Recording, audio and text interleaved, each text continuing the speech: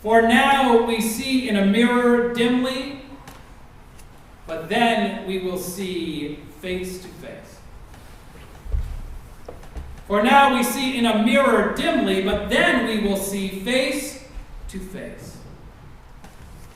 Now this is a very popular and well-known passage to many of us. It is, as Shane said, frequently used at weddings. It's occasionally even used at funerals. And really you can find it at any occasion when a Bible passage feels appropriate and when the people participating in the event don't have a very deep collection of verses to choose from. Now this ubiquity, at least in my world, isn't a bad thing necessarily. It is, after all, quotable, and being well known isn't bad either. And it gets at some of the fundamental confusions about being human, about being alive in this world. Now, most people know this part that I just quoted of 1 Corinthians 13 in its King James translation. It's always a little jarring, at least for me, to hear it the way we read it in church. Because in the old translations, we don't see in a mirror dimly, we see through a glass darkly. Now, both of these translations have similar meanings. However, they are not exactly the same in our common usage. Because in our common usage, the word glass, while originally a word for mirror, instead conjures the image of a window. So in one translation, we see ourselves desperately scraping away at the accumulated grime to get a better view through the window of the world outside. And in the other, we perform the same act to get a better look at ourselves. To get a better look at ourselves. Now, of course, I think there are good reasons to do both of these things. And during Lent, many of us try to do just that. We try to see the world inside our souls more clearly in order to exist in better relation with that world outside, so that we can perceive the divine in our own inner realm, and in the realm of others, and in the realm of creation itself. But you see, the window and the mirror are always a little bit dark. They're always a little fuzzy. They distort what we see. And the results of that distortion in our lives and in the lives of society can mean anything from a little social awkwardness from time to time to something much larger. And now I'm going to talk briefly, at least, about Donald Trump. Now, for those of you who follow the news, you will be well aware of the fights that have broken out at Donald Trump's campaign rallies, where he seems to egg on his supporters and the security officials, creating a dangerous environment for those who do not agree with him or his message. And even sometimes creating that environment for mere observers who happen to be black or brown or Muslim. And of course, this past Friday, the situation escalated into a largely peaceful protest that resulted in a canceled campaign event. And it also, if you watch the news and you listen to the interviews, it also, I think, resulted in an odd level of confusion and surprise on the part of Trump's supporters as to why people would be so angry with them. Why would people be so angry? The fact is that their glass, their window, their mirror isn't all that clean. And what they see through it seems distant, irrelevant, unreal. So they feel comfortable saying, as they do on the news nearly every day, that Donald Trump says what everyone thinks. when everyone is really just the people they know, or who they think they know. Now, this dynamic, though, isn't just limited to one group. Trump and his supporters are merely the low-hanging fruit of a national, in fact, international, in fact, human problem of seeing in the other the face of the enemy. Sometimes the trigger is race.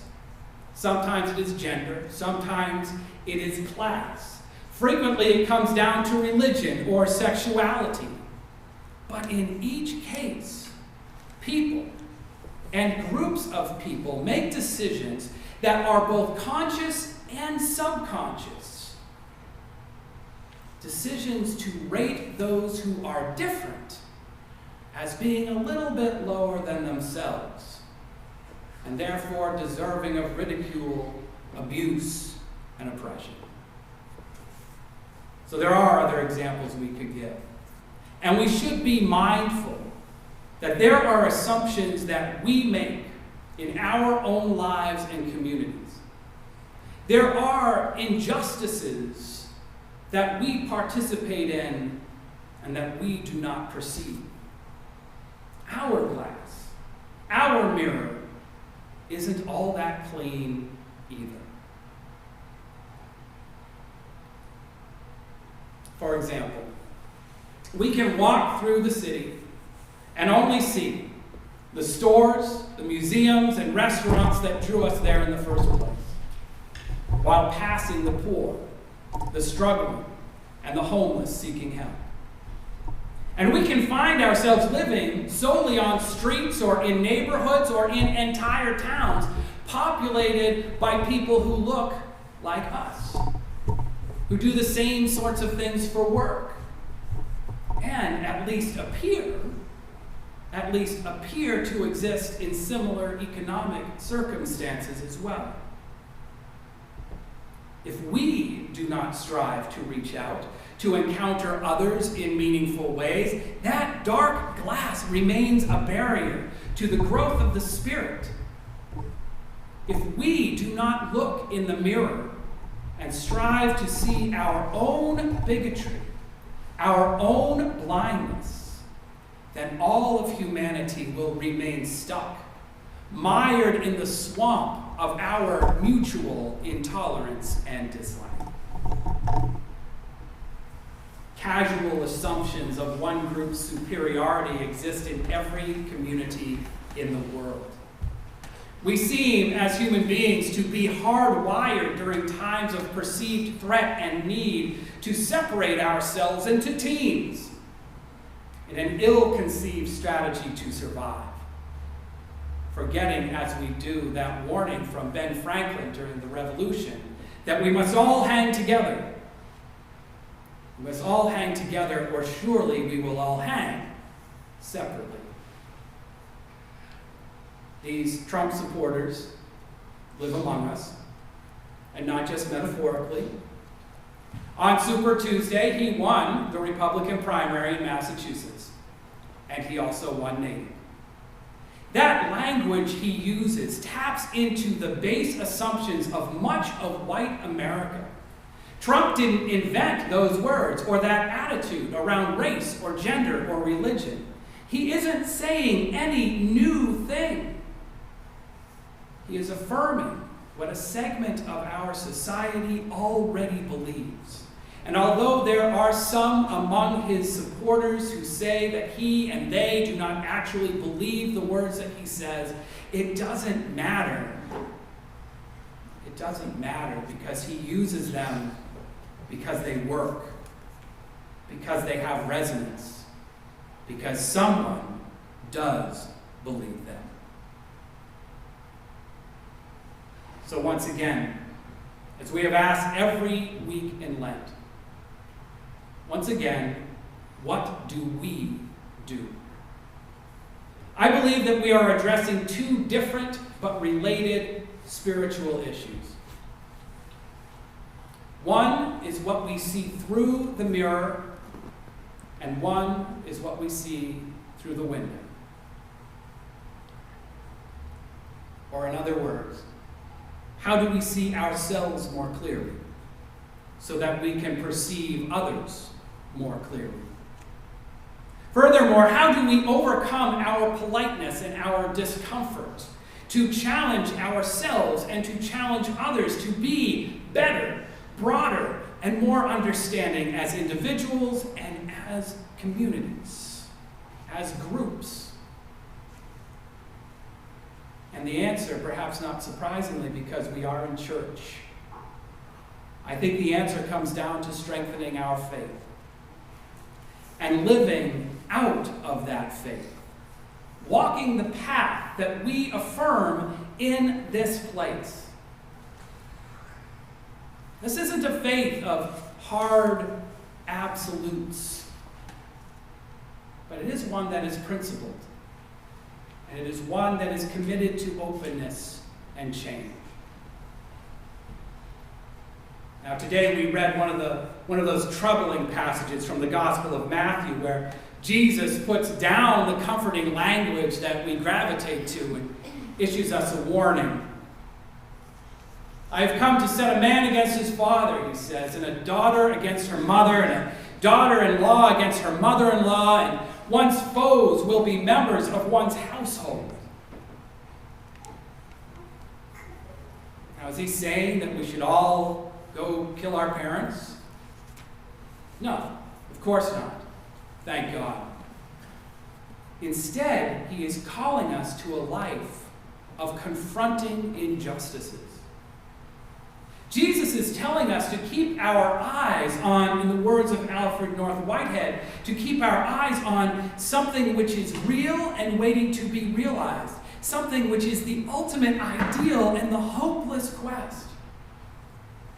Jesus is telling us to strive for the greater good even if we can't see it, even if we don't think we can make it, even if it does feel hopeless at times, even if it does mean that we must change, even if it means conflict with the old ways of our ancestors and our parents and our town, even if it means coming to terms with the darker parts of ourselves and our families and our friends and the world as we know it. Now, there are actions that we can take. There are opportunities to encounter difference right here in Natick.